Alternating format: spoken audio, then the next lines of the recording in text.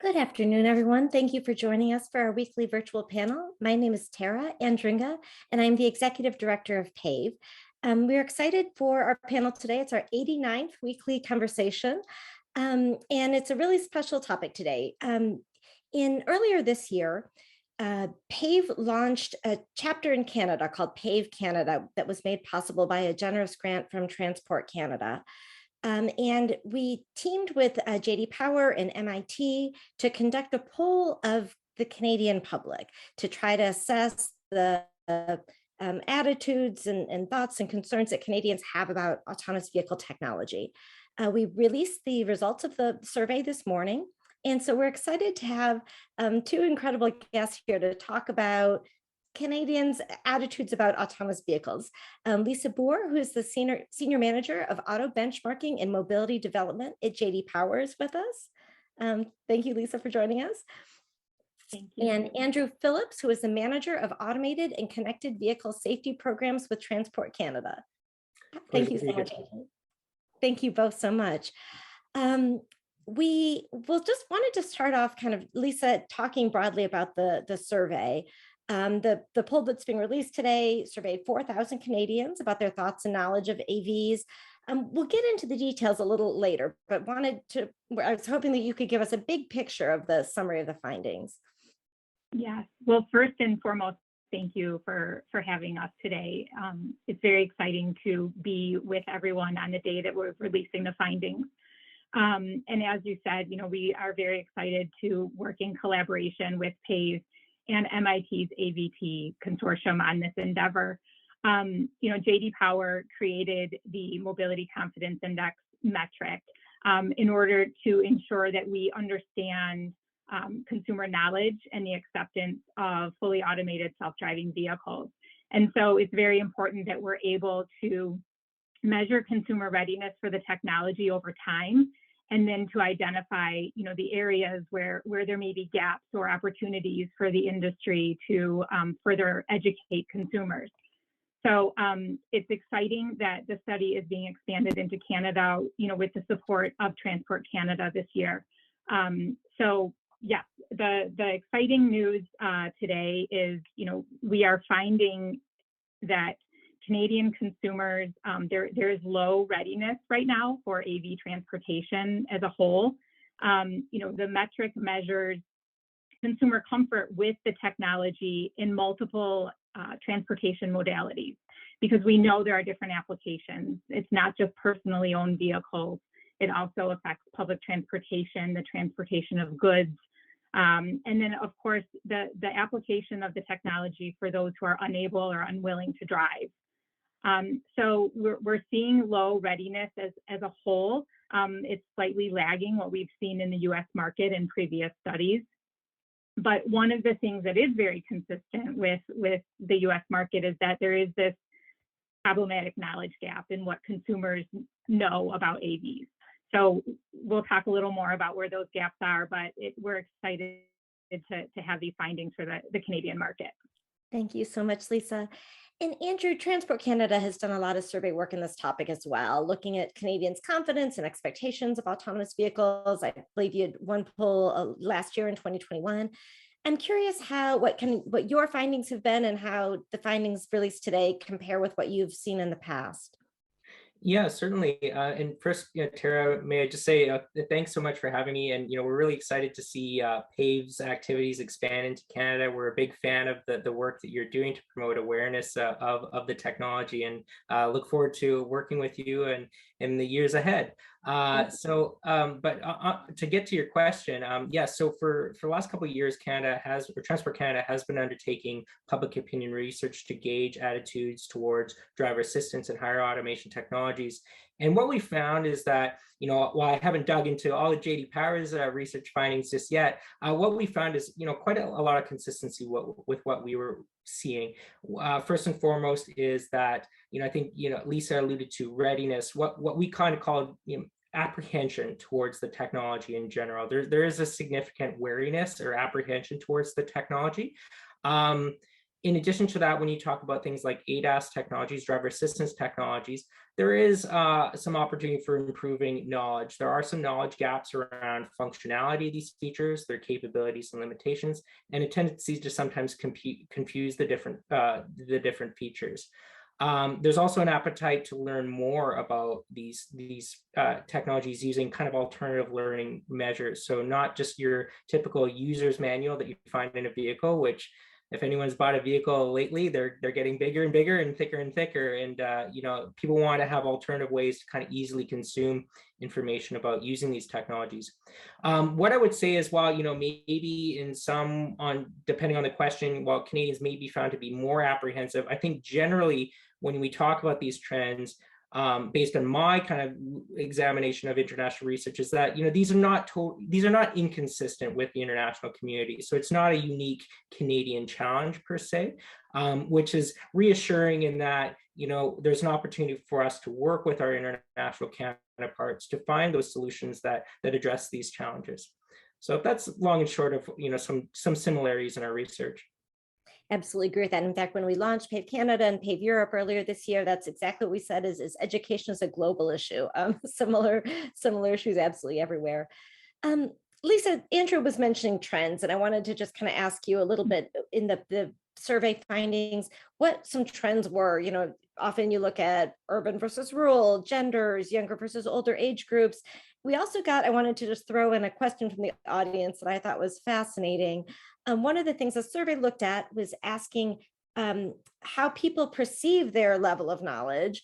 And the audience member asked, did you find a subset of individuals who exhibited poor understanding of the technology, but rated themselves to have a high level of knowledge? And I thought that was an interesting question, if that's something you can touch on as well. That's a great question. That is a great question. So we actually, there are multiple questions in the survey that sort of address this attendees' concern. And so we asked consumers to self-rate their knowledge regarding automated vehicles. And it's really interesting to see there is this overconfidence in those who state that they know a lot about them, because we're actually finding that those who state they have a high level of knowledge about AVs are actually more inaccurate with their ability to define what it is correctly. And when I say define it, you know, we ask consumers to select from one of 7 options defining what a fully automated self-driving vehicle is. And the definitions really address the issue of who is in control of the vehicle. Is there that transfer of control between a human? Is there even a human present in the vehicle? And so understanding, you know, those differences and being able to have an expectation of what is my role as an occupant in the vehicle is a critical part of this discussion. So we're finding that those definitely, we have consumers overstating their AV knowledge. We are seeing, as Andrew said, you know, we do have a high level of interest in consumers seeking information about AVs, which is a very good thing. And trends are showing that males and younger consumers tend to be more information seekers. We're seeing, you know, wealthier urban and suburbanites tending to be more information seekers as well. And then we see that there's a genuine interest in learning more. And so this is a huge takeaway for the industry, because as we can help education, there's a willingness to absorb and take in that information. So the key is to make sure we're hitting it with tools that are well received by consumers, and with learning metrics and devices that are their preferred methods, as opposed to what the industry is putting out there. For sure, absolutely. And that's something at PAVE that we think about all the time is how and where do people learn. Andrew, so you made reference earlier to Transport Canada's research that you all have done a lot of looking at the distinct perspectives of Canadians toward driver assistance technologies that are available on the market today, and then their comfort with higher automation technologies that are under development. I wondered if you could talk about how attitudes generally differ between the two groups of technologies. Yeah, so generally, while there are some concerns that consumers have about driver assistance technologies, the availability of information, etc., generally, I would say they have a fairly positive outlook towards driver assistance technologies. So, approximately 70% of Canadians believe that driver assistance technologies, when used properly, important caveat, will help make Canadian roads safer. And what we found is that when we asked about individual features such as blind spot warning, lane departure, lane keeping assistance, or automatic emergency braking, strong majorities of respondents felt that these features should be incorporated in all new vehicles. And what we found was, in terms of purchasing habits, when respondents also said that the inclusion of certain features like blind spot warning would be a very important factor in their decision to purchase a vehicle. So clearly, people have generally a positive outlook towards driver assistance technologies. Of course, with automated driving systems, we've already alluded to this, but Canadians generally were less familiar. Only 40% of Canadians in our most recent study said they were familiar with automated vehicle technology. And there was a greater degree of apprehension. So 41% of respondents agreed that fully automated vehicles would make our roads safer, compared to 70% with driver assistance technologies. And in addition, only 30% agreed they would be comfortable riding in a fully automated vehicle. So clearly there's some work to do, with the latter technologies. Absolutely. I want to add something on that front, Please. because our findings are very consistent with that. And one of the things, we talk about is that consumer exposure to lower levels of automation are really those building blocks to have them more comfortable with higher levels. And so we're seeing that consumers using active driving assistance, that particular feature, they tend to be more open to AV technology and more excited to using it. So that's an important building block. But at the same time, just because a consumer is using these lower levels of automation doesn't mean that they have a higher level of accuracy and an understanding of the features themselves. So that's where we really need to be careful that we're educating both those who are using lower levels of technology, not just waiting for this fully automated feature to, technology to hit the market. For sure. And I think that the point that Andrew brought in earlier, I think ties into that as well too, about the nomenclature and the confusion about the terms being used. Lisa, another issue I wanted to talk about is both of these surveys have looked at concerns that consumers have about AV technology, things like the loss of control and legal liability, cybersecurity, data processing, whether the system will work properly. I'm curious what this survey identified as the issues that Canadian consumers have the greatest concerns about. So we asked a series of questions to understand consumer perceptions and the expectations about AV technology. And what we find is that, and the data in Canada is again consistent with what we've researched in other markets. So this isn't a unique thing among just Canadians. However, we're seeing that, technology failures, the possibility that the vehicle could be hacked, those are top concerns. And then we're also seeing, of course, the issue of liability and what does happen should an accident occur with an automated vehicle. And consumers are definitely expressing this desire for more information about what is being done to prevent the hacking or the potential hacking of an automated vehicle. And this is something that we are seeing on a consistent basis across all generations. So it's not just a younger consumer having this concern or an older consumer. It is truly across the board that's a genuine concern. But we're also seeing benefits that they're seeing. So it's not all a bad story. I don't know if you want me to talk about those things now, but there is a balance because consumers clearly recognize the benefits of the technology as well.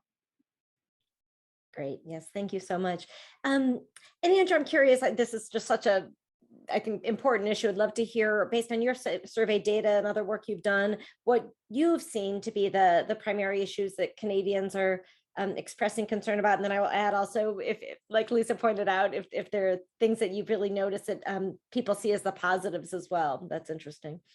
Yeah, so certainly, safety and security is the top concerns, what we found in the research. And what's interesting is that depending on how you ask the question, in terms of perceived benefits, you'll get very different answers. So, and I think this speaks to how we can promote the technology moving forward. So, for example, in some of our surveys, we provide a list of perceived advantages and disadvantages, and we just ask, do you agree that these are advantages? And so when we provided a list and we kind of motivated the respondent to answer, they were more likely to identify things like, providing a mobility solution to underserved populations, disabled persons, elderly, etc. When you ask through such a telephone survey, just a general question about advantages, they were much less likely to identify things like mobility solutions as a positive. So it's not necessarily as top of mind. So I think in addition to doing all the work we need to do to ensure the safety of the vehicle, I think there's an opportunity there for promoting that positive messaging around the other advantages of automated vehicles, because it isn't a top of mind issue that people are thinking about right now. I think that's exactly right. Yeah, kind of the use cases. Um, and then Lisa, the survey shows that there are gaps in AV knowledge among Canadians, as there are with Americans. And like we said, that's a global issue. Um, and so when we talk about kind of the gaps in knowledge, I think the next question is how can you correct that? And so when you looked at where people learn their information, where they go to learn, what did you find? Like, what did people say were the sources that they trust to learn more about AVs?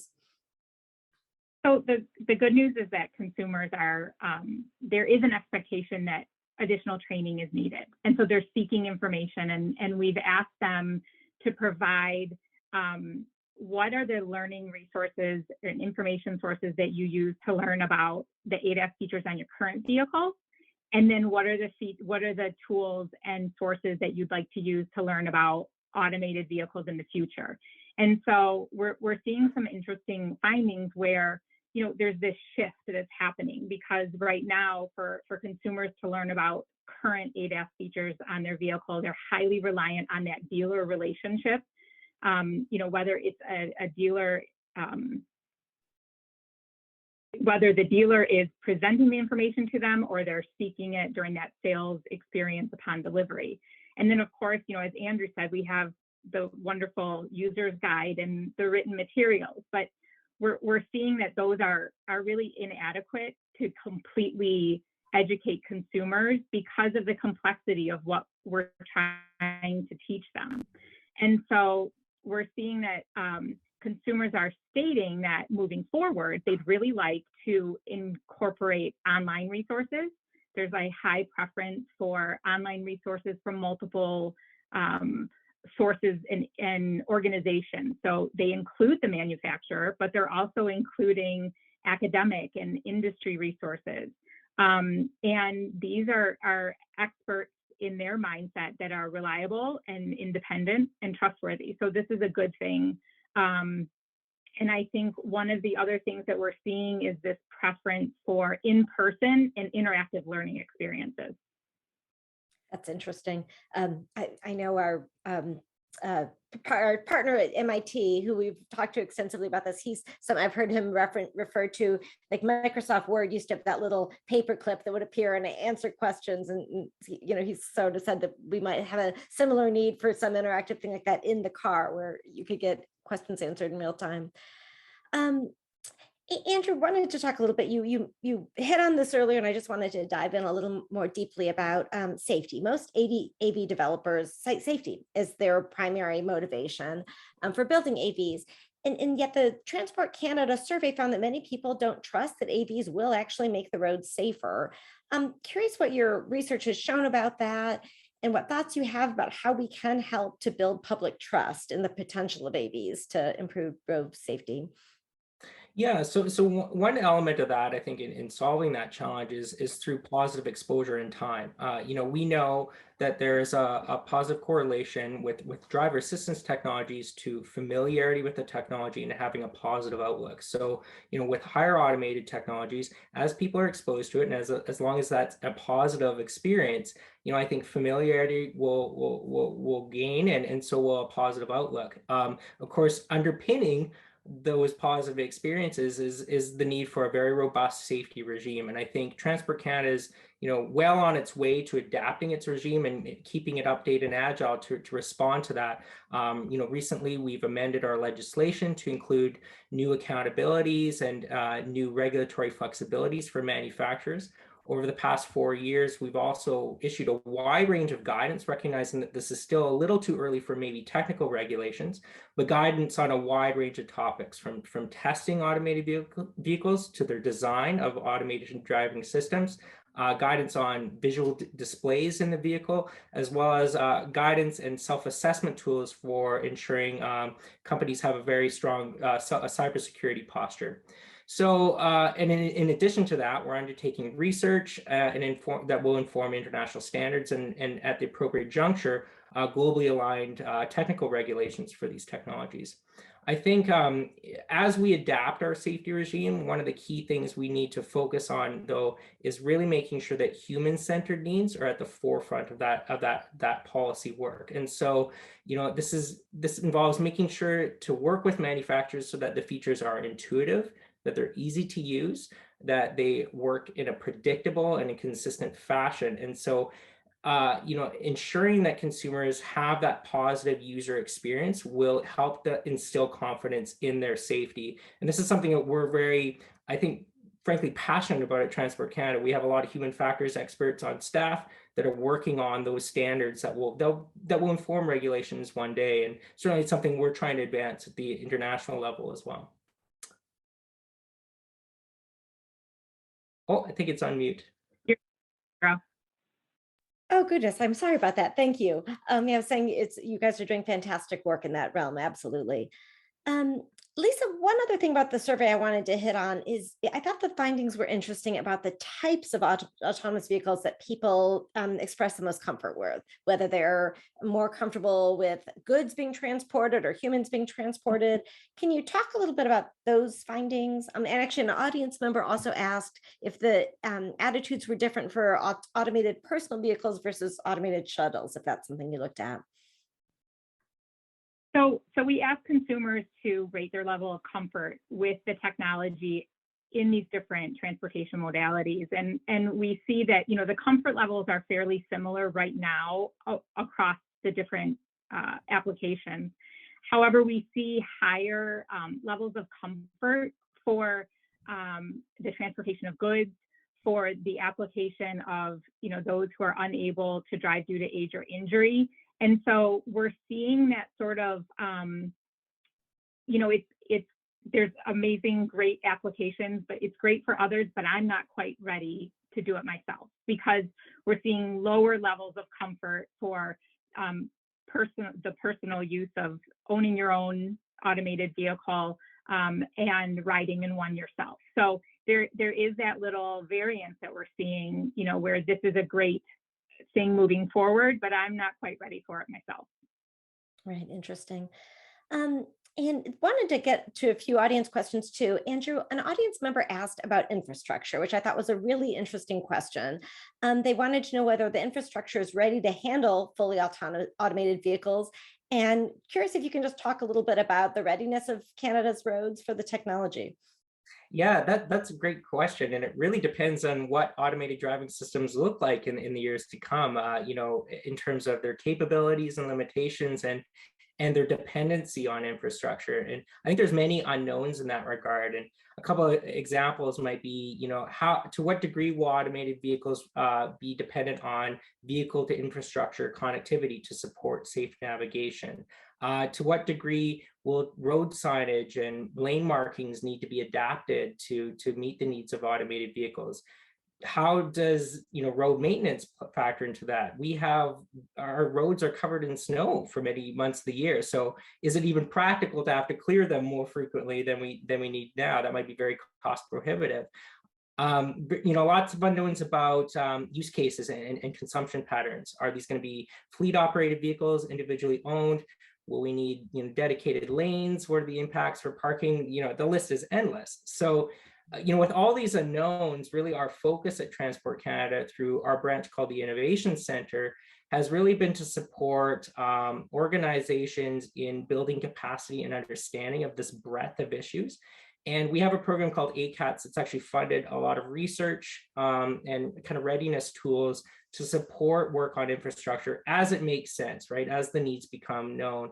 One example includes working with the Transport Association of Canada on kind of guidance for municipalities to kind of make them aware of these various issues.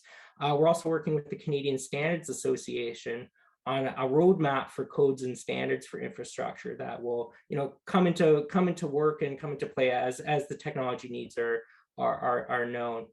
So that's a bit of an overview of kind of the state of infrastructure discussions in Canada. Great, thank you so much. Lisa, we just got a question in the chat that I think is such an important issue, and frankly, one of the most common issues we're asked about. So I would love it if you could address this. The viewer writes, can you clarify this line from J.D. Power's press release and its implications for road safety? Quote, 17% of consumers believe incorrectly that AVs are available today to purchase or lease for personal use, and often cite Tesla as an example. Can you talk about what the problem is that you're getting to there? So we ask consumers to give their best guess of when they think fully automated self-driving vehicles will be ready for the following things. And we have public transportation, we have personal purchase or lease, delivery services, and then ride and taxi and ride hailing services. And, as a whole, we're seeing consumers in Canada who are believe that it's about 3 to 10 years before the technology is available. But there's this percentage of consumers who believe that personal vehicles that are fully automated and self-driving are available right now. And when a respondent says that it is currently available, we ask for them to give an example. What do they mean? And we are seeing a high percentage of consumers writing in on their own that, a Tesla is an example of that. So there's another example sort of a gap of information that we have to help and correct. But again, when consumers are giving examples of public transportation, and many of them are giving examples of true niche case samples of shuttles and deployments and things that we know truly are happening in different parts of the world. So there is this mixed bag of responses. But again, we have to be careful that, there are those consumers who do believe that this is currently available right now on the road.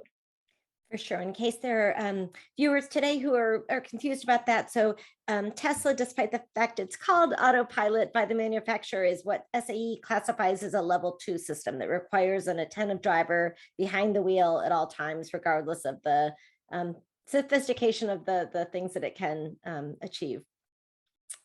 Andrew, I had one last question that I hope we can fit in. A common issue that we talk about in the United States is kind of what we call the patchwork of systems, that each state has kind of different policies and regulations about AVs. And similar to what we were just talking about, people are often curious about what is allowed on the roads, and even in testing in the US, each state has different policies. I'm wondering if you can touch on the current rules in Canada regarding AVs. Is it a federal system? Is it provincial? And are autonomous vehicles permitted to drive on the roads? I'm just kind of curious if you can talk about that. Sure. So brief overview. I mean, like the United States, Canada is a federal system of governance. So road safety is a shared jurisdiction among federal and provincial territorial orders of government, as well as municipalities to varying degrees. They may develop bylaws and be responsible for public transportation, et cetera. Right now, of course, we're in the world of testing. These technologies are still being refined, or at least automated vehicles are still being refined. And that's the authorization of public road testing is predominantly a provincial responsibility, territorial and provincial responsibility. So right now, there's a number of provinces that have hosted public road trials. This includes our most populous provinces of Ontario, Quebec, BC, and Alberta.